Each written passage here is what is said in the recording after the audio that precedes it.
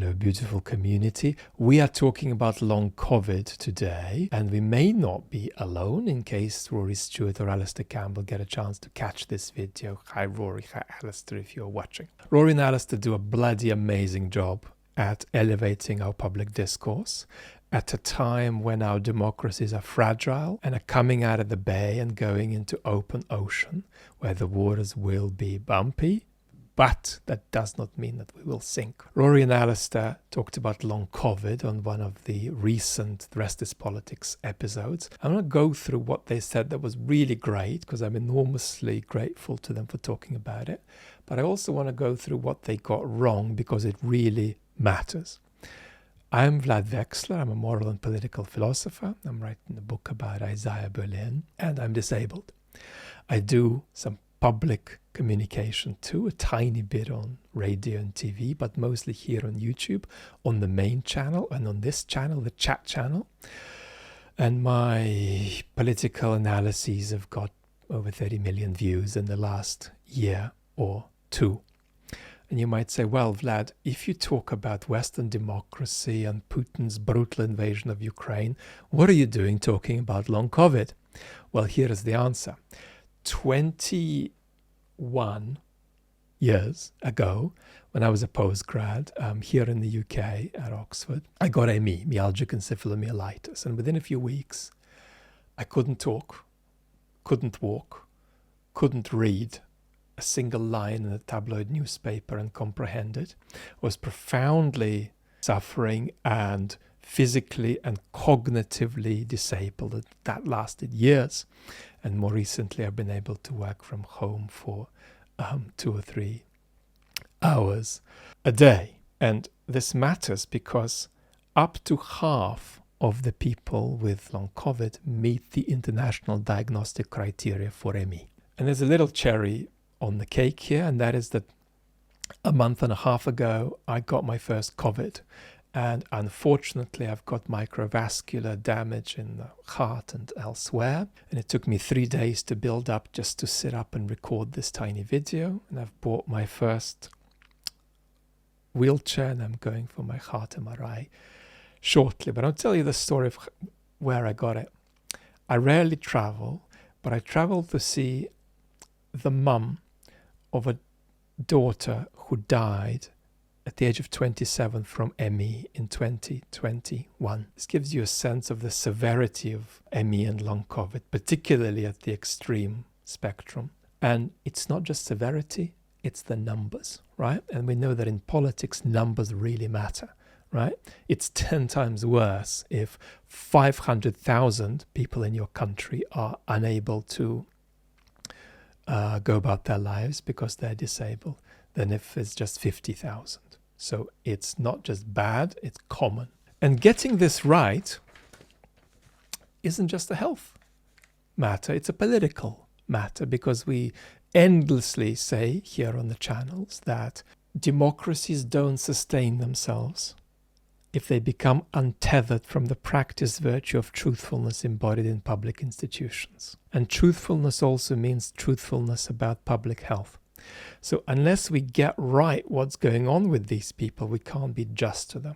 So this is not a pedantic issue. It's a patriotic issue, whatever country you're in. Especially in a world in which you've got post-truth populists like Boris Johnson, who called long COVID bollocks twice. Now, the best bit of Rory's and Alastair's conversation was, I felt, when Rory talked about his friend Kate Weinberg, because Rory really held beautifully the otherworldly nature of the suffering with these conditions in a way that made disabled people feel seen, and in a way that spoke to all the distinctions that matter to disabled people, the distinction between disability and suffering, between stable and unstable symptoms, between safe and unsafe symptoms, between tolerable and intolerable symptoms. Other wonderful things that they said was Alastair pointing out that it's not the most severe COVID cases that go on to develop long COVID. And this really matters because at the core of this is a distinction between people who have acute COVID and are damaged by it. They're not recovering from COVID because of the damage on the one hand. And on the other hand, people who go on to develop a secondary syndromic illness post-COVID, who may have actually had a light or even asymptomatic COVID infection. They talked about this being a feminist issue, and quite rightly, we're probably talking about 70% women being affected, which is the case with other autoimmune illnesses too. They talked about how bad the numbers are, and the numbers are not just bad, they keep getting worse because more people are getting sick and people are not recovering. So in 2024, more people are getting long COVID, just like in 2023 and in 2022. And if you think of the pandemic as being in great part, or even mainly, a mass global disabling event, right, then that's a story that's still going on. It's not over. Alastair pointed to the importance of paying attention to the COVID inquiry, and Alastair always does that. I'm so grateful to him for that. And they touched on dismissiveness and stigma patients encounter. And you might say, for goodness sake, what more could these two men do in 8 minutes? What do you want from them? So let's talk about this. Now, as an infinitesimal platform myself, I deeply empathize with what to the power of 1,000 Alastair and Rory encounter. And that is that when you're so popular, you're expected to be the moral compass on every political issue of significance, and even every insignificant political issue, you know. So, Rory, Alastair, why haven't you tackled the crisis of policing in the Northern Isles of Tonga? We've only got one policeman and he's always drunk. So I get it, and I deeply empathize. And I want to also talk about empathy the other way around from the chronic illness community.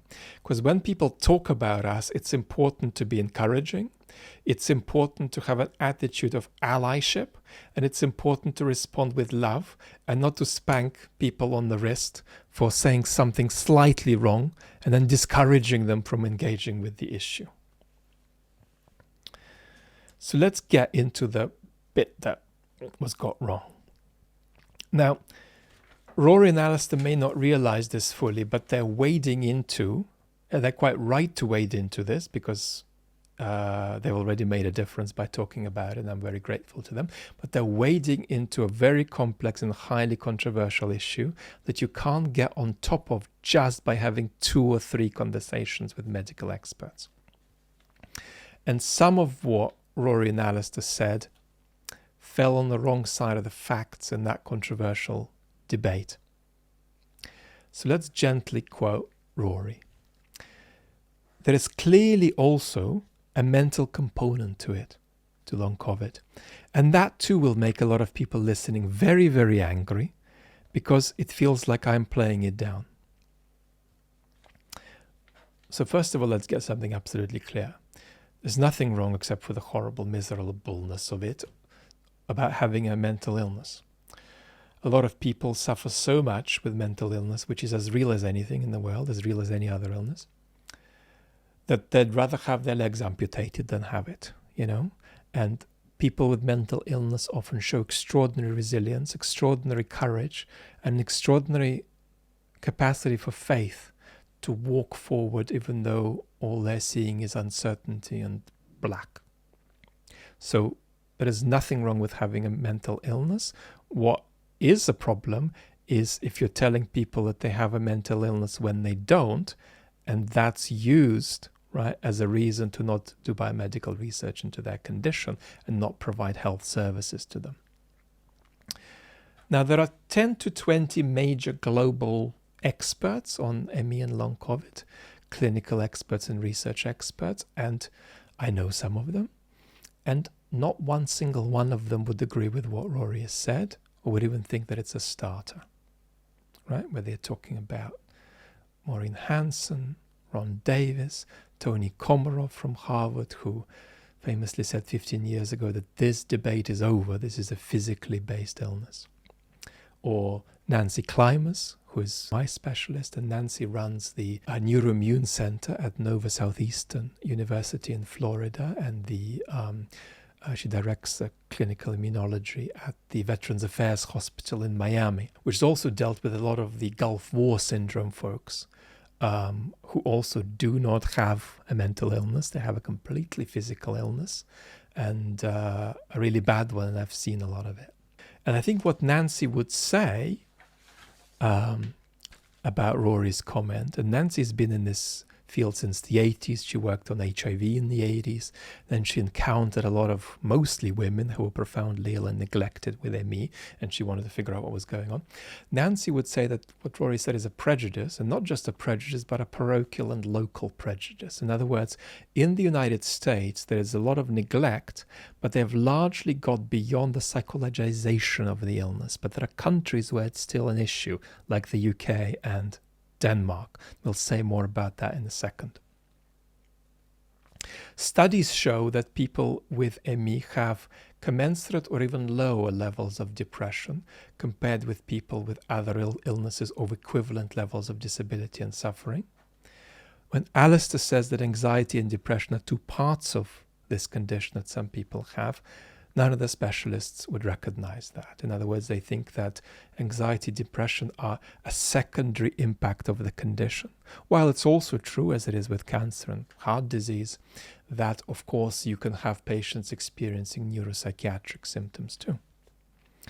Alastair said that the illness is a collection of symptoms, and all specialists would say that that's not quite how they would put it, because it's a multi-system neuroimmune disorder. And moreover, for, I would argue, 15 years and more, it's been possible to look on paper at patients with ME and see, without taking down any of their symptoms, any of their subjective experience, that they have ME in a way that on paper clearly contrasts with patients who have no illness and patients who have other illnesses. So, and this is really important, there are many biomarkers for ME and long COVID. There are repeatable findings, over 10,000 scientific papers since the mid-90s. And it's in the mid-90s that I think experts feel this debate about whether this was a physically based condition was over. But there are papers with repeatable findings which distinguish ME people and now long COVID people from healthy patients and from patients with other illnesses.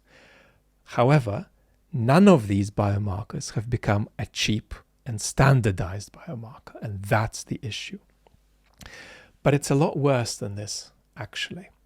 It's worse than just us attributing a mindset issue that allegedly perpetuates a patient's illness when it doesn't, because it's that very view that has actually been part of the cause of why we've neglected all of these patients for decades, right?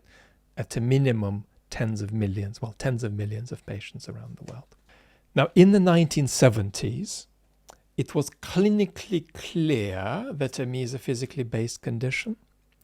I mean, the World Health Organization in the 60s categorized it as a neurological disease. But there wasn't the research to back it up yet. So you could say in the 70s, we don't know if this is a physical or a mental illness. And at that point, a research program called the BioPsychoSocial Model, which is really an ideology. And philosophically, I won't critique it here, but it doesn't stand up. It was originally just a way of treating people with physical illness, as though they had a mental illness. But the biopsychosocial model said, look, let's treat patients who have illnesses we don't understand as though they have a hybrid illness that is partly physical and partly mental. And then what happened when we discovered that some of these illnesses were physically based, the biopsychosocial model folks still insisted on treating these illnesses as hybrid, a bit mental and a bit physical. And here we get into difficult waters that are difficult for me to talk about, because what we witnessed is a certain kind of campaign to capture institutions and even to capture media to some extent, and push this biopsychosocial model against biomedical evidence in a way that resembled 1980s climate science denial lobbying. Why is this difficult? Well, because in a very modest way, as a political philosopher, I come from a tradition that descends from Thucydides and goes through Machiavelli and Hobbes and Nietzsche to Bernard Williams more recently. And that's a tradition that says politics is messy. Over-rationalistic conceptions of the rationality of how humans act are too simplistic. Got to reckon with the complexity of the world. And that means you don't easily believe in conspiracy theories because they're rarely true. But when you begin to describe this history truthfully, it begins to sound like you're a conspiracy theory lunatic because there has been so much unlovely politicking and unlovely lobbying in this domain of public health. Now, putting this mildly as a philosopher, I would say we've got a big crisis of the compartmentalization of knowledge here. Now, the response of the so-called psych lobby to ME patients who demanded more biomedical research was, what's wrong with having a mental health problem? Why are you so against it? So let's model this a bit. Imagine, God forbid, that Rory has heart disease and diabetes in a world where we don't have much research into these conditions. And Rory says, I need help, please, because I'm really sick. And the psych lobby says, well, Rory, don't deny the mental component. And Rory says, well, I need biomedical research and I need drugs. And me not having that is going to make my mental health worse because I'm really sick. I can't realize my potential and lead my life. And the psych response comes back. And of course, there are so many marvelous psychiatrists. So we're talking about a particular research and lobbying program that's really involves only a small number of fairly influential people, mostly in the UK. And the response comes back, but why are you so hesitant to admit the mental component? Do you have a problem with mental health issues, right? So instead of the biomedical research, let's go ahead and research into cognitive behavior therapy solutions for you, Rory, right? And we won't research cognitive behavior, CBT, by looking into heart disease and diabetes. We'll just research it by looking at thirsty and breathless people. So that's a move that's happened whereby essentially chronic tiredness in research by these people has been equated and conflated with a serious neuroimmune syndrome. And that means that, of course, there are some solutions that might be right for chronically tired people that aren't right for people with ME. And this is not just a matter of not helping people or obstructing research. It's also a matter of, and I'm going to use a word I'm a bit uncomfortable with, it's overused in our hyper-identity politics, political culture, harming people. And that expressed itself in the advocacy by that side group for something called GET, graded exercise therapy. And the problem with graded exercise therapy is that a central feature of ME and long COVID, syndromic long COVID, is post-exertional malaise, all symptoms getting worse upon physical activity. So I'm sitting here, and it took me 3 days to build up to record this little chat. And I will be cognitively and physically worse as a result of doing this. So while for a depressed patient, exercise can be nourishing, for a person with ME, it can be damaging and often irreparably damaging, especially early on in the illness. And I've seen hundreds of patients around the globe reset from moderate into severe ME by that inappropriate medical intervention. So putting this mildly as a philosopher, I would say we've got a huge crisis of the compartmentalization of knowledge here. So let's sum up. It's important to realize that a lot of people speaking about this issue don't have true expertise, and that's so for 3 reasons. Number 1, there's a institutional failure to distinguish not recovering from COVID from syndromic long COVID. A lot of the UK health system is confused about this, and one could argue confused about it as a result of lots of unlovely political machination. And it's not just that some UK public health institutions say one thing and others say the opposite. So NICE says one thing and then bits of the NHS say the opposite. But it's that one and the same health body will often release statements that sound positively Trumpian. And it's really disturbing if you look at this. Statements that read something like this. Well, exercise is amazing. It's really, really good. It's just so beneficial. But sometimes it can be harmful to patients. You've got to be careful about it. But overall, exercise is just really good. It's just so good. It's just the best thing in the world. But it can be damaging sometimes. So you've got to be careful. But exercise is really good. I've sat and read public health statements in the UK that read just like this. Second, there are experts in the long COVID field who are unconstructively disconnected from the biomedical literature into ME. So they're to some extent starting anew, even though there's a body of literature, right? Thousands of papers that are effectively research into the very same condition. 3, there is the psych campaign still going on. 4, there's a lot of sloppy journalism. And for an example of wonderful journalism, you could see Ed Yong. And Ed Yong's wonderful piece in the New York Times reporting on long COVID taught me to be a better journalist. In the UK, it's more of a pattern for health journalists to ring up their doctor mate and say, what do you reckon about this? Let's have lunch and you tell me about it.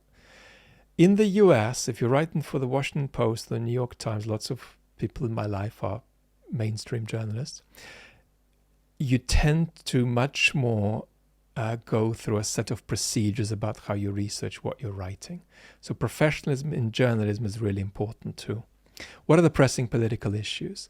Well, I think this is the biggest public health issue in the UK, right? So if you view the pandemic as not just a mortality issue, but also perhaps even more so a mass disabling event, the story is going on, numbers are growing. I would argue it's the biggest social injustice in the UK at the moment too, because we're talking about bad suffering, big numbers, and, for instance, not a single severe ME dedicated bed anywhere in the UK in the NHS. The so-called long COVID clinics, about which I know a lot, are a disaster. Profoundly sick patients who desperately need help still find the energy to laugh at how disastrous these clinics are. They don't distinguish between post-COVID damage and a syndromic post-COVID illness. And they often diagnose long COVID patients with functional neurologic disorder, which is deeply inappropriate and takes us back to the psychologization of this illness. There's lack of funding, lack of people taking it seriously in the health system, lack of political urgency. There is the biopsychosocial lobby still. And even if you disagree with much of his political commentary, George Monbiot wrote a strong piece in The Guardian outlining what's gone wrong with this lobby's activities over recent years. And in response to Alastair's completely understandable remark that this condition is difficult to measure, long COVID is difficult to measure, ME is difficult to measure, I would say this: we can measure it, but also in many ways we still need to measure it much better because we need much more research. But the point is, insofar as we can't measure it, that's because we haven't done the work, we haven't done the investment. This is not necessarily a difficult illness to solve. It looks difficult because we haven't invested. We've abandoned these hundreds of thousands of patients in the UK for decades.